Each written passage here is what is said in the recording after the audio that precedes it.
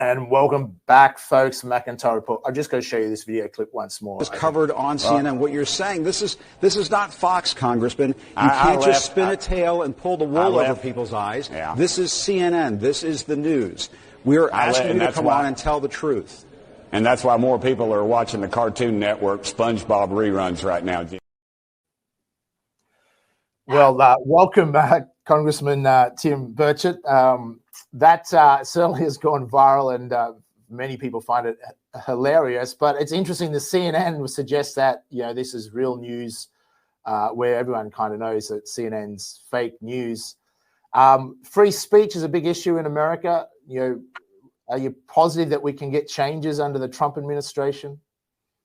Well, I think we already have. You're seeing CNN shifting a lot of, they're laying off a lot of their folks. They're moving a lot of the, I would say, more controversial people to different time slots and getting a more broader view, I suspect, because their ratings are in the tanks. But yeah, I think you are. I think you'll see on X, it's wide open. You can pretty much say anything you want to on there.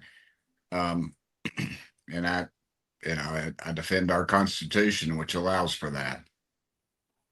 Yeah, I think it's certainly an important issue, and X has done well to, compared to what Facebook and many of us, independent journalists were deleted off Facebook, despite me hosting some of the Zuckerberg family years ago. I still delete it, Instagram delete it, and X is the only way where we can actually really talk about, the critical issues that people care for. Trump now is finally inaugurated. It's interesting in American politics how you have an election in November and you have to wait so long before you get inaugurated. That's maybe they'll change that one day. But how optimistic are you that Trump will be able to deliver on his promises? I think he will. He's done a bunch by executive order. Now we just have the guts to do something about it behind all that. The border, things like that are what people are concerned about. Of course, I always tell the story about, I was in the Tennessee General Assembly for 16 years, 4 years in our state house and 12 in the state Senate. And I remembered one time I passed a bill and it had saved $6 million. And that was a huge amount. Found some duplication, some things that needed to be changed, and it worked out for that savings. And I remember a Democrat friend of mine sat beside me on the finance committee.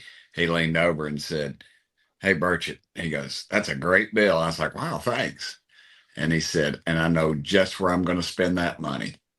And that's what I worry about. Our industrial war complex is gearing up. All their people in Congress have figured out how they're going to spend that money. And I think after the Second World War, I think we had 8 4-star generals maybe.